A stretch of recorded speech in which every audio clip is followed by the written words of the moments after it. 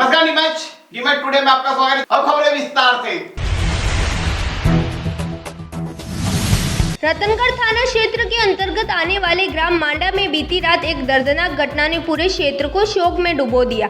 गांव के 11 वर्षीय बालक अमन रेगर की सांप के काटने से मृत्यु हो गई। मिली जानकारी के अनुसार अमन सोमवार को रात्रि को अपने घर में पलंग पर सो रहा था, तभी लगभग रात 10 बजे उसे सांप ने कान के पास डस लिया।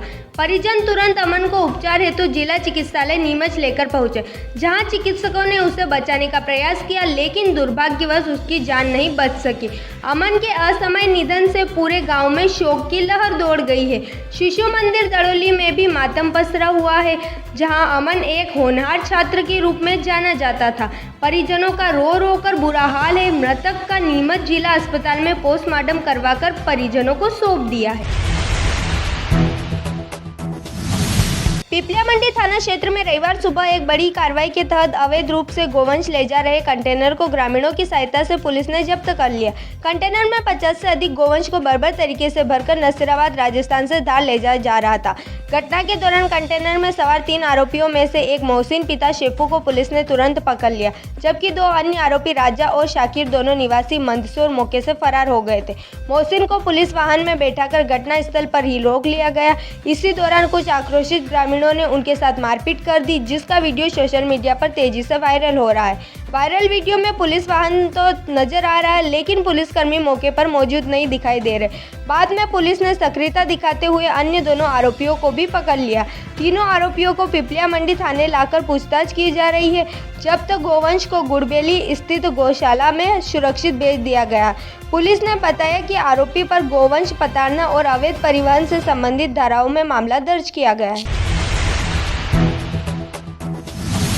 177 देशों में योग दिवस मनाया गया। इसके साथ ही नीमच में भी योग दिवस पर भव्य कार्यक्रम हुआ। सीएसवी अग्रो भवन में जिला स्तर पर एक भव्य योग दिवस कार्यक्रम आयोजित किया गया, जिसमें नीमच विधायक दिलीप सिंह परियार, कलेक्टर हिमांशु चंद्रा और एसपी अंकित जायसवाल सहित तमाम आला अधिकारी और जनप्रतिनिधियों ने योग प्राणायाम किया। अंतर्राष्ट्रीय योग दिवस पर संपूर्ण नीमच जिला योगमय रहा। जिला तहसील एवं ग्राम पंचायत मुख्यालयों पर हजारों लोगों ने उत्साहपूर्वक योग एवं प्राणायाम किया। मुख्य जिला स्तरीय कार्यक्रम सीएसवी अग्रवाल भवन में हुआ, जिसमें विधायक दिलीप सिंह परिहार, कलेक्टर हिमांशु चंद्रा, एसपी अंकित जायसवाल सहित कई जनप्रतिनिधि एवं अधिकारीगण शामिल हुए। योग साधक रवि पोरवाल ने विभिन्न योग आसनों का प्रदर्शन किया। कार्यक्रम में प्रधानमंत्री नरेंद्र मोदी एवं मुख्यमंत्री डॉक्टर मोहन यादव का वर्चुअल उद्बोधन प्रसारित किया गया। इस अवसर पर विभिन्न शैक्षणिक संस्थाओं, स्वयंसेवी संगठनों एवं योग संस्थाओं की सक्रिय भागीदारी रही। कार्यक्रम का संचालन अरुण सोलंकी ने किया, जबकि स्वागत एवं आभार जिला शिक्षा अधिकारी सुजानमल मांगरिया ने व्यक्त किया। और योग दिवस हमें एक संदेश देता है कि योग व्यक्ति को करना चाहिए, अपनी दैनिक जीवन के प्रक्रिया में उसे शामिल करना चाहिए। और आज हमने देखा कि देश के प्रधानमंत्री और अन्य लोग, पूरे भारत ही नहीं पूरा विश्व योग कर रहा था। स्वस्थ शरीर में स्वस्थ मस्तिष्क निवास करता है, इसलिए योगाभ्यास को हमारे दैनिक क्रियाओं में लेना चाहिए। मैं सबको अंतर्राष्ट्रीय योग दिवस की बहुत बधाई देता हूं और बच्चों से सभी से ये अपील करूंगा कि वो अपने जीवन में योग को अपनाएं। हम देखते हैं नीमच की धरती पर बाबा रामदेव जी भी आए थे, उन्होंने योग की परंपरा प्रारंभ की और आज भारत से विश्व में योग गया और आज अंतर्राष्ट्रीय योग दिवस है। विश्व पूरा योग कर रहा है और स्वस्थ रहने की कामना कर रहा है। योग हमें वसुदेव कुटुंबकम का भाव देता है और वह हम सब एक हैं। इस भाव को लेकर हम आने वाले समय में 2047 में भारत को और आगे और ऊंचे ले जाएंगे, विश्व गुरु के स्थान पर ले जाएंगे। अंतर्राष्ट्रीय योग दिवस की सबको बहुत बधाई, शुभकामनाएं, स्वस्थ रहे, मस्त रहे। आज नीमच जिले में भी सामूहिक योगा का अभ्यास कार्यक्रम नीमच शहर के साथ साथ अन्य सभी तहसीलों में भी कराया गया है। मैं आज के कार्यक्रम के माध्यम से सभी से आह्वान करता हूँ कि सभी लोग योगा से जुड़े, जिससे कि आप स्वस्थ मस्तिष्क और स्वस्थ शरीर का आप लोग विकास कर सकते हैं। तो स्टे फिट, स्टे हेल्दी के नारे को हम आगे बढ़ाएं, जैसे माननीय प्रधानमंत्री जी का भी आह्वान है। और मैं सभी से कहना चाहूँगा कि अगर हम योग को अपने जीवन में उतारेंगे तो हमारे शारीरिक और मानसिक जो भी बीमारियाँ समस्याएं हैं उसको दूर करने में काफ़ी लाभदायक है। 11वें अंतर्राष्ट्रीय योग दिवस की सभी जिलेवासियों को बहुत बहुत शुभकामनाएं। और आज गोवा भवन में सभी जनप्रतिनिधि अधिकारी सभी लोगों ने साथ में मिलकर योगा किया है और मैं सभी से अपील करूँगा कि योगा को अपनी जीवनशैली में क्लिक कराएं और प्रतिदिन योगा का अभ्यास करें ताकि सभी स्वस्थ रहें, मस्तिष्क स्वस्थ रहें। कांग्रेस को सक्रिय बनाने और कार्यकर्ताओं को एकजुट करने के उद्देश्य से कांग्रेस में एक नया पायलट प्रोजेक्ट चल रहा है जिसका नाम है संगठन सृजन कार्यक्रम। इस संगठन सृजन कार्यक्रम को लेकर कांग्रेस के केंद्रीय पर्यवेक्षक और धौलपुर करौली के सांसद भजनलाल जाटव नीमच आए।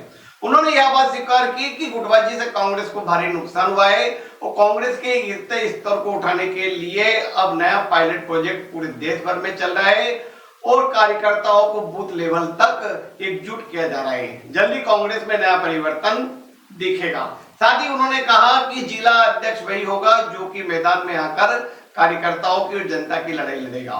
उम्र का कोई बंधन नहीं होगा और चुनाव नहीं लड़ने वाला क्राइटेरिया भी इस पर लागू नहीं होगा।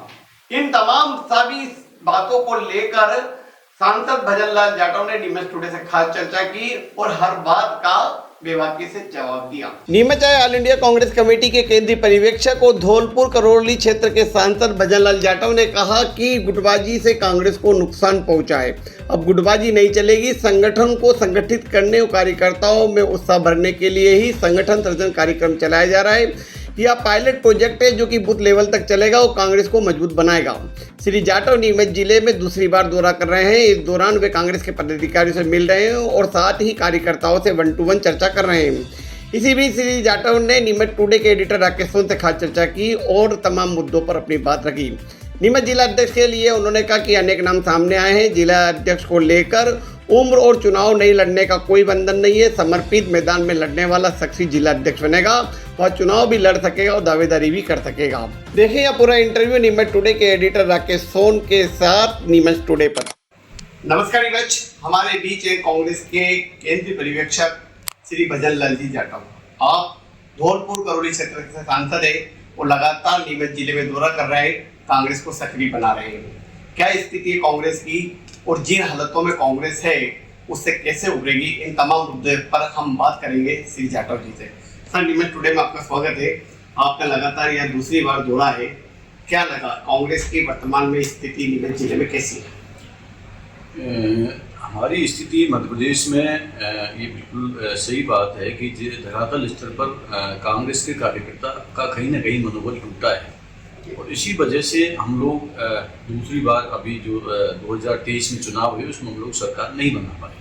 तो कहीं ना कहीं कुछ खामियां हैं, कमियां हैं, उनको दूर करने के लिए हमारे राष्ट्रीय अध्यक्ष माननीय खड़गे साहब और राहुल जी ने एक बिड्डा उठाया है और संगठन सृजन अभियान के तहत पायलट प्रोजेक्ट के तौर पर पहले गुजरात को चुना गया था, अब मध्य प्रदेश और हरियाणा में AICC द्वारा पर्यवेक्षक नियुक्त करके सभी मेरे से भी बहुत सीनियर लोगों को एक एक जिले का संगठन का काम दिया गया है और उन्होंने कहा है कि आप बूथ स्तर पर, आप लोग सेक्टर स्तर पर, आप लोग ब्लॉक स्तर पर और सभी समाजों के प्रतिनिधियों से बात कर कर, सभी हमारे अग्रिम संगठनों से बात कर कर, तमाम NGO से बात कर कर एक ऐसा संगठन तैयार करें जिसमें वहाँ सभी का समावेश हो, चाहे वो महिला हैं, चाहे दलित हैं, चाहे OBC हैं, उन सभी लोगों को साथ में लेके जो व्यक्ति जिले को चला सकता है, ऐसे व्यक्ति का हमें जिले में उस व्यक्ति का हमें लोगों को चयन करना है। क्योंकि भारतीय जनता पार्टी हमेशा धनबल के आधार पर और धर्म और जाति के आधार पर चुनाव लड़ती है। तो हम चाहते हैं कि हमारा संगठन और बूथ का कार्यकर्ता इतना मजबूत हो जाए और सम्माननीय राहुल जी ने भी ये कहा है, खड़गे साहब ने कहा है कि हम चाहते हैं कि जो आगे टिकटों का वितरण हो, जो पार्टी में आगे चुनाव हो, उनकी अहम भूमिका हो, उनको और जिम्मेदारी दी जाए। जैसे कांग्रेस में पहले ऐसे होता था कि जिला अध्यक्ष, ब्लॉक अध्यक्ष बहुत मजबूती से काम करते थे और उनकी भावनाओं की कदर होती थी। कहीं ना कहीं कांग्रेस को हमारे जो यहाँ पर जो आपसी गुटबाजी है, मेन जो गुटबाजी है, उसकी वजह से कहीं ना कहीं हमको नुकसान हुआ है। जी, कांग्रेस में जैसे आपने गुटबाजी की बात की, कांग्रेस में पट्टावाद, कौन किस नेता का पट्टा है और एक गुटबाजी, ये बड़ा नुकसानदायक है। नीमच जिले में इसको बहुत बड़ा नुकसान पहुंचा है। गुटबाजी सारी पार्टियों में होता है, भारतीय जनता पार्टी में गुटबाजी है, हमारी पार्टी में भी कई बार गुटबाजी होती है, परंतु उसको खत्म करने के लिए सबका समावेश करके, मैंने कहा ना, सबको समावेश करके, सबको साथ लेके वो व्यक्ति चुनना है हमको जो सब गुटों को गुट कोई नहीं, कांग्रेस का गुट है, परंतु आपस में जो मन के भेद है कहीं ना कहीं मिलते नहीं है, आपस में मतभेद हो जाते हैं एक दूसरे पर। जबकि राहुल जी ने कहा कि हमारा सच्चा सिपाही वही है और जो कांग्रेस के प्रति समर्पित भाव से काम करे। तो उन्होंने ये भी कहा है कि जो कांग्रेस को नुकसान पहुंचाने का काम कर रहे हैं, जो बीजेपी के साथ मिलके स्लीपर सेल का काम कर रहे हैं, उन व्यक्तियों को भी चिन्हित करना है, क्योंकि वो लगातार हमारी पार्टियों को नुकसान पहुंचा रहे हैं, हमारे उम्मीदवारों को हराने का काम कर रहे हैं। ऐसे व्यक्तियों को पहचान करके हमें एक बड़ा कांग्रेस, वो बड़ा वोट बैंक था कांग्रेस का, दलित और मुस्लिम, लेकिन देखा गया है कि ये दोनों वोट बैंक कांग्रेस से खिसक गया है, भाजपा की तरफ आकर्षित हो गया। आखिर ऐसा क्या कार्य किए जा रहे हैं ताकि ये वोट बैंक वापस लौट सके? ये बिल्कुल आपने सही कहा कि जो खासकर हमारा vote SC ST OBC vote हुआ करता था, उसमें कहीं ना कहीं हमें नुकसान हुआ है और उसी का नतीजा है कि हम लोग मध्य प्रदेश में हमारे एक भी सांसद नहीं आ पाया और हम जो सरकार की आशा कर रहे थे, सरकार हमारी नहीं पाई। तो निश्चित तौर पर कोशिश है कि हम लोग जो राहुल गांधी जी लड़ाई लड़ रहे हैं जातिगत जनगणना की, कि जातिगत जनगणना हो और सबको जिसकी हिस्सेदारी उसको मिले, उसकी भागीदारी, उसके हिसाब से निश्चित तौर पर मैं मध्य प्रदेश में कहीं ना कहीं मैं जो नीमच जिले की बात करूं तो जो SC वर्ग को जितना समावेश किया जाना चाहिए था पार्टी में, उतना समावेश उसमें पिछले दिनों में कहीं ना कहीं उनको पीछे रखा गया। ये बात आपने सही बात से कही, लेकिन नीमच की स्थिति ऐसी है सर, जब विधानसभा चुनाव आते हैं तो टिकट का वितरण इस तरह से होता है कि नीमच वाले को जावल, जावल वाले को नीमच, नीमच वाले को मनाता। और जब लोकसभा का चुनाव आया पिछली बार तो दिलीप सिंह गुर्जर को वहां से लाकर यहाँ लड़ाया गया। मतलब इससे कहीं ना कहीं स्थानीय लीडरों में एक अभाव देखा गया। तो ऐसा है, ये ऊपर हाईकमान का फैसला होता है और कोई मायने नहीं रखता है। देश का प्रधानमंत्री गुजरात का रहने वाला है, वहाँ से चुनाव लड़े, बनारस से चुनाव लड़े, कहाँ वोट कहाँ चीज, ये सब चीजें पार्टी में नहीं चलती हैं। लोकप्रियता किस नेता की अच्छी है उसको वहाँ से चुनाव लड़ा, ये स्वाभाविक है। स्थानीय तौर पर जो विधायक हैं जिनका चुनाव होता है, वहाँ के लोगों की भावना होती है कि विधायक हमारे क्षेत्र का हो, परंतु कई बार स्थिति ऐसी अनुकूल बन जाती है कि उनको, और इसकी वजह से ऐसा नहीं कि हमें नुकसान भी नहीं हुआ है, ऐसा उसका नुकसान भी है। और सारी चीज़ों को हम लोगों ने बिल्कुल एक एक चीज़ को बड़ी बारीकी से देखा है। हर व्यक्ति से बात करिए, हर समाज से बात करिए, एक एक चीज़ का हमने लिखित रूप में अवलोकन भी किया है। अवलोकन के साथ साथ हम उस चीज़ को हमारे हाईकमान के सामने बिल्कुल ईमानदारी, निष्ठापूर्वक,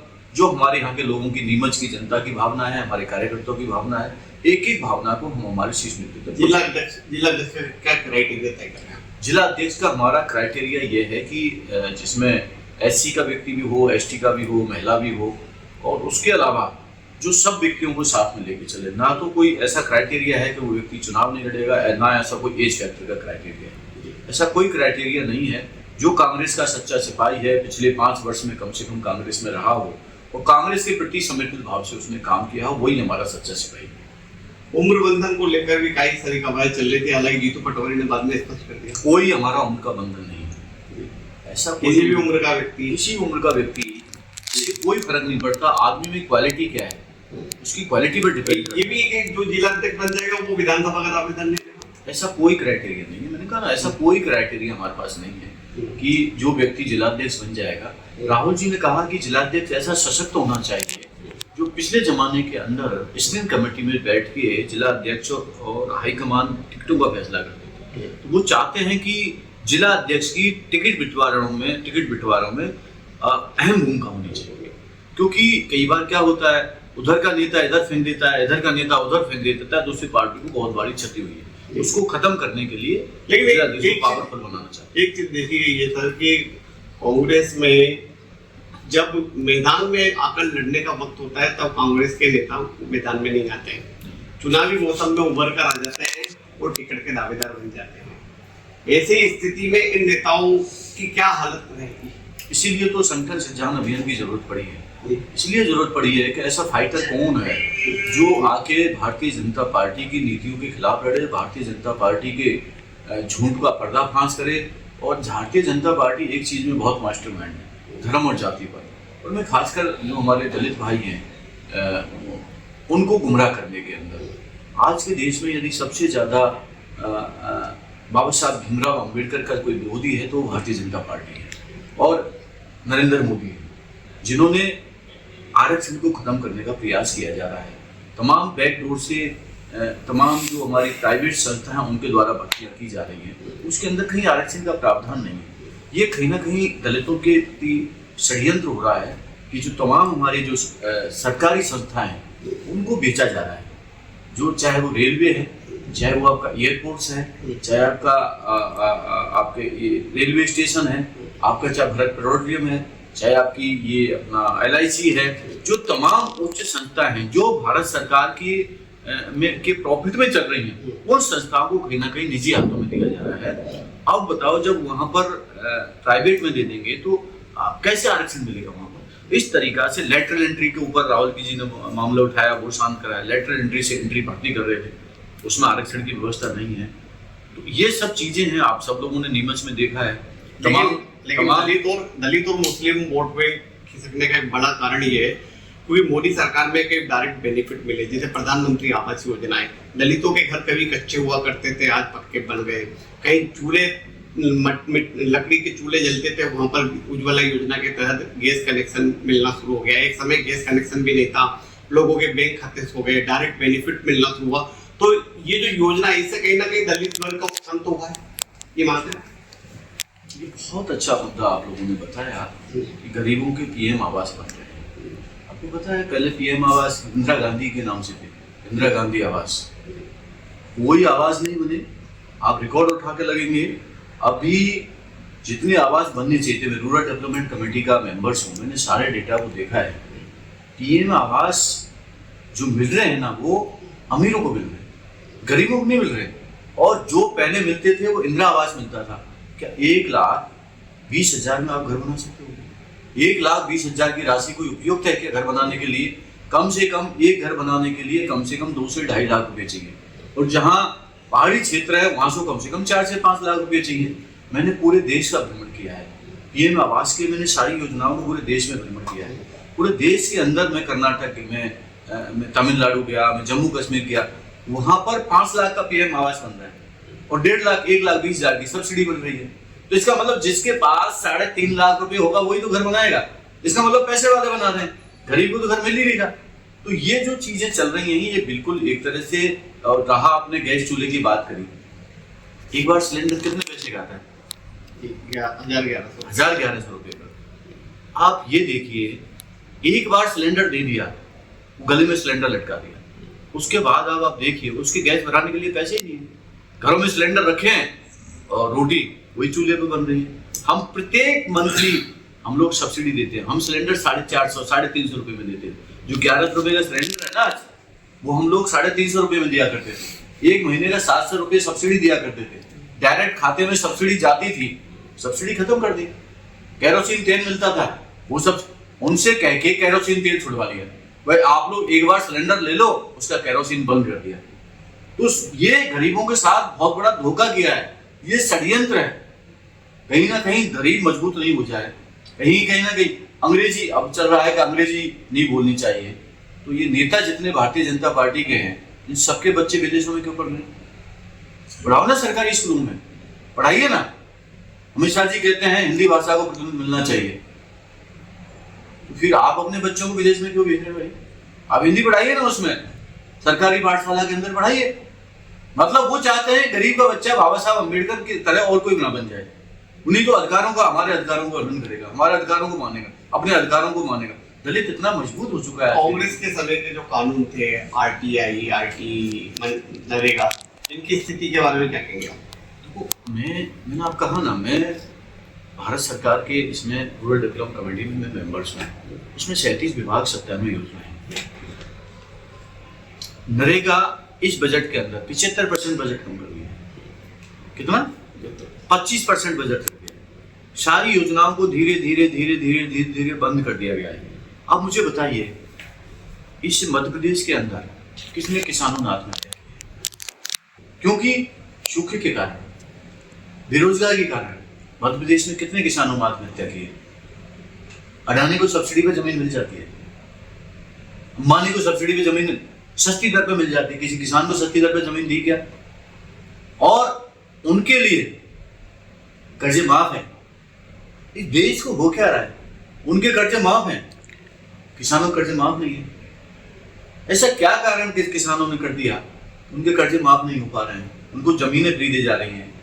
जो इंडस्ट्रीज सब जगह जगह लग रहे हैं, चाहे सोलर प्लांट है, चाहे ऑयल मिल्स हैं, चाहे आपका कोयला की खदान है, चाहे एयरपोर्ट्स हैं, चाहे रेलवे है, रेलवे का ट्रैक पहुंच जाता है गोदाम तक, गरीब के लिए ट्रेन क्यों नहीं निकल रही?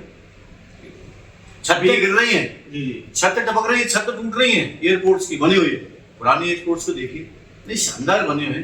तो निश्चित तौर पर भारतीय जनता पार्टी की सरकार इस भारत के एक एक कंपनी को गिरवी रख रही है। वर्तमान में आप राहुल जी को क्या देखते हैं? राहुल जी भविष्य के हमारे नेता हैं, निश्चित तौर पे हैं। वो जो कहते हैं वो भारतीय जनता पार्टी को दिन सवेर मानना पड़ता है। उन्होंने कहा जनवरी के महीने में कोरोना की ऐसी वेव आएगी कि आप लोग, पहले फर्स्ट वेव में कहा उन्होंने, आप लोगों ने जो आपका जो आपका हवाई जहाज हैं ये बंद कर देनी चाहिए और आपको सतर्क रहने की जरूरत है। अभी से बाहर के विदेश के लोगों पर प्रतिबंध लगा देना चाहिए। राहुल जी की मजाक उड़ाई उन्होंने। अरे ये तो गलत कह रहे हैं, ये तो हर चीज को जो कांग्रेसी कहता है वो देशद्रोही, बीजेपी का कहता है बहुत बड़ा राष्ट्रभक्त है। ऐसे राष्ट्रभक्तों को हिंदुस्तान को जरूरत नहीं है। और कोरोना आया, कैसे कैसे लोगों की मौतें हो गई, 30 साल 35 साल 50 साल के लोग चले गए। वैक्सीन, राहुल जी ने कहा वैक्सीन का रिसर्च ही नहीं हुआ ठीक ढंग से, वैक्सीन लगाई जा रही है। अरे ये तो लोगों का दुश्मन है, ये तो हिंदुस्तान के दुश्मन है, ये कैसे सवाल उठा रहे हैं इस पर? उसी वैक्सीन से आज लोगों के हार्ट अटैक हो रहे हैं, लोग मर रहे हैं। और वैक्सीन जिस कंपनी ने बनाई उसी ने चंदा ले लिया भारतीय जनता पार्टी, उसी कंपनी से चंदा ले लिया। तो मेरा कहने का मतलब है भारतीय जनता पार्टी ये दलित विरोधी पार्टी है, गरीब विरोधी पार्टी है, किसान विरोधी पार्टी है, सिर्फ अमीरों की पार्टी है। बीजेपी का एक बड़ा आरोप रहा है कि कांग्रेस राम भक्त और राम धर्म से भटक गई है, इसलिए सत्ता से दूर हो गई है। कैसा रामराज चाहिए? ऐसा रामराज चाहिए जो देश को भेज दे। रामराज था जो सबको काम मिलता था, सबके साथ समानता का अधिकार होता था, सबके साथ भेदभाव होता था। राम मंदिर, जहाँ राम मंदिर बना उसकी जमीन में घोटाला कर दिया बीजेपी ने, उस जमीन के अंदर ही घोटाला कर दिया। कितने अरबों रुपए खा के गरीबों की जमीन ले ली। और हाँ, सर्टिफिकेट की हमें जरूरत नहीं है। कितने बड़े उनके यहाँ नेता हैं, कैसे कैसे यहाँ पर नेता हैं, हमारी बहन बेटियों के साथ अत्याचार कर रहे हैं, बलात्कार कर रहे हैं। ऐसे राम भक्तों की हमें जरूरत नहीं है इस देश को। हमें चाहिए सच्चा राम भक्त, जो देश के प्रति सच्ची श्रद्धा और गरीब को गणेश मानकर सेवा करे। तो भारतीय जनता पार्टी राम भक्त फलाने, उनसे हमें सर्टिफिकेट लेने की जरूरत ही नहीं है। हमें फर्जी राम भक्त है, हम लोग असली राम भक्त हैं। आप राजस्थान से आते हैं, राजस्थान में 2 गुट बड़े हावी है, सचिन और अशोक गहलोत का। एमपी में भी 2 गुट है, दिग्विजय सिंह और अपने कमलनाथ का। तो ये गुटबाजी अलग अलग राज्यों में, इससे देश में तो कांग्रेस पूरी तरह से आपस में बटी हुई है। सत्ता कैसे पहुंचेगी? हमारे यहाँ कोई गुट नहीं है। क्या शिवराज सिंह और मोनिया का गुट नहीं है? शिवराज सिंह में क्या कमी थी? देश में यहाँ पर 3 बार वो यहाँ के सीएम रहे और जिनके नाम पर इन्होंने सरकार लिया है उनको उठा के फेंक दिया, नए आदमी को ला के बिठा दिया। राजस्थान में ऐसे व्यक्ति को ला के बिठा दिया जो कभी सरपंच रहा, एक बार भी चुनाव लड़ा नहीं, और उसको ला के बिठा दिया। वसुंधरा जी नाराज होकर बैठ गई कि मुझे क्यों नहीं बनाया, और लोग भी नाराज होकर बैठ गए। अब उनको पता ही नहीं चल रहा सरकार कौन चला रहा है। सिर्फ करप्शन, भ्रष्टाचार, शिष्टाचार बन गया है। मध्य प्रदेश में कहावत हो गई है, भ्रष्टाचार शिष्टाचार। जमीनें खरीदी जा रही भ्रष्टाचार के पैसे से। आज नीमच में क्या रेट है जमीनों का? मैंने तो पूछा यहाँ के लोगों से, इसके फुट से जमीन है। पैसा कहाँ से आ रहा है? पैसा आ रहा है राजनेताओं ने महंगी की है। भारतीय जनता पार्टी के राजनेताओं ने करप्शन, लूट खसूट सारी चीजें कर रहे हैं, आरोप हम पे लगाते हैं। अरे भाई, हमारा तो सरकार ही नहीं है, आरोप हम पे लगा रहे हैं। हम चाहते हैं किसानों की कर्ज माफ हो, गरीबों को न्याय मिले, महिलाओं का सम्मान मिले। आए दिन आप देखते हैं वीडियो आ रहे हैं जगह जगह, हर स्टेट के अंदर कितना अत्याचार कर रहे हैं भारतीय जनता पार्टी के लोग, महिलाओं के ऊपर रेप कर रहे हैं। अब देखिए क्या हालत कब हुई। तक के घोषणा हो जाएगी जिला अध्यक्ष की? हम लोग इसी 31 तारीख और 1 तारीख तक, 1 जुलाई तक हम लोग पूरी रिपोर्ट शीर्ष नेतृत्व को दे देंगे। आगे फैसला शीर्ष नेतृत्व को करना है। हम लोगों को 6 नामों के लिए नामांकित किया गया है। इसमें हम लोग एक एक चीज पूरी बारीकी से, हमारे साथ मध्य प्रदेश से भी कुछ लोग लगाए हैं, प्रदेश कांग्रेस कमेटी से, उन सब से बातचीत करके, यहाँ की जनताओं की भावनाओं को करके, और जो निडर हो, जो भारतीय जनता पार्टी से लड़ सके, ऐसा व्यक्ति हम लोग जिलाध्यक्ष होना चाहिए। धन्यवाद। तो आप थे भजन लाल जी जाटव साहब, जो कि कांग्रेस के केंद्रीय पर्यवेक्षक थे और नीमच जिले में वे लगातार दौरे कर रहे हैं। वो कांग्रेस की स्थिति को उन्होंने बारीकी से देखा है। तमाम मुद्दों पर उन्होंने हमसे बात की। नीमच टुडे के लिए राजा कुरेसी के साथ राकेश सोन की रिपोर्ट। अंतर्राष्ट्रीय योग दिवस के अवसर पर सीआरपीएफ के सेंट्रल ट्रेनिंग कॉलेज में भी अंतर्राष्ट्रीय योग दिवस मनाया गया। इस अवसर पर IG Sandeep Datta, deputy commandant Ashish Bhatnagar, deputy commandant Ashish Panchal सहित अधिकारी, जवान और सीआरपीएफ परिवारजनों ने योग प्राणायाम किया। इस अवसर पर आईजी संदीप दत्ता ने कहा कि योग से हमारा शरीर निरोगी रहता है और योग करने से जीवन में कई तरह से तनावों से मुक्ति मिलती है।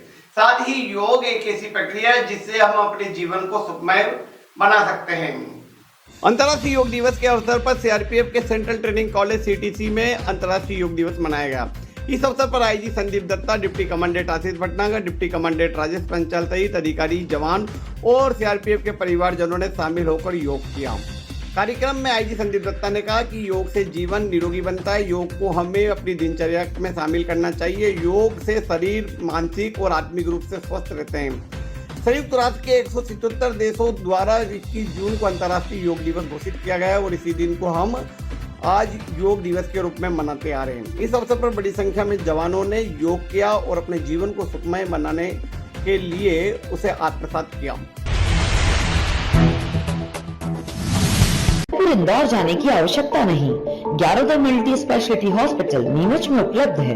अंचल का एकमात्र अत्याधुनिक सर्व सुविधा युक्त 150 बेडेड हॉस्पिटल, जहां आपको 24 घंटे इमरजेंसी सुविधा उपलब्ध मिलेगी। साथ ही सभी बीमारियों का इलाज, जांचें तथा दवाइयां एक ही स्थान पर उपलब्ध है। 20 स्पेशलिस्ट डॉक्टर की विशाल व अनुभवी टीम के साथ उपलब्ध सेवाएं, अस्थि रोग, शिशु रोग, महिला एवं प्रसूति रोग, लेजर सर्जरी, न्यूरो एवं स्पाइन सर्जरी, यूरोलॉजी, जनरल एवं लेप्रोस्कोपी सर्जरी, क्रिटिकल केयर एवं ट्रॉमा, मुख कैंसर रोग, जनरल मेडिसिन, फिजियोथेरेपी। इसके अतिरिक्त 15 बेडेड अत्याधुनिक मशीनों युक्त ICU, ultra modern 7 bedded dialysis unit, 10 bed नवजात शिशु and ICU, 4 modular operation theatre, अत्याधुनिक लैब एवं रेडियोलॉजी विभाग, सर्व सुविधा युक्त वार्ड एवं प्राइवेट रूम, 24 घंटे एम्बुलेंस सुविधा। राष्ट्रीय मानव अधिकार संगठन द्वारा देश की राष्ट्रपति श्रीमती द्रौपदी मुर्मू का जन्म दिवस आदिवासी बस्तियों में मनाया गया। इस अवसर पर बच्चों को आइसक्रीम, बिस्किट और मिठाइयां वितरित की गई। भारत की राष्ट्रपति द्रौपदी मुर्मू के जन्मदिन पर राष्ट्रीय मानव अधिकार संगठन के प्रदेश प्रभारी चंद्रशेखर जायसवाल के नेतृत्व में नीमच मनासा रोड स्थित आदिवासी बस्तियों में बच्चों, महिलाओं को बिस्किट, चॉकलेट, आइसक्रीम व फल वितरित कर जन्मदिन मनाया गया। इस अवसर पर केसरिया हिंदू वाहिनी, सफाई कर्मचारी मोर्चा, पसमानदा मुस्लिम महासंघ, गोरक्षा प्रकोष्ठ, भाजपा अनुसूचित जनजाति मोर्चा सहित कई सामाजिक संगठनों के पदाधिकारी व कार्यकर्ता उपस्थित रहे। तो याद दिन भर की खबरें। तो इजाजत दीजिए राकेश सोन को और आप देखते रहे नीमच टुडे।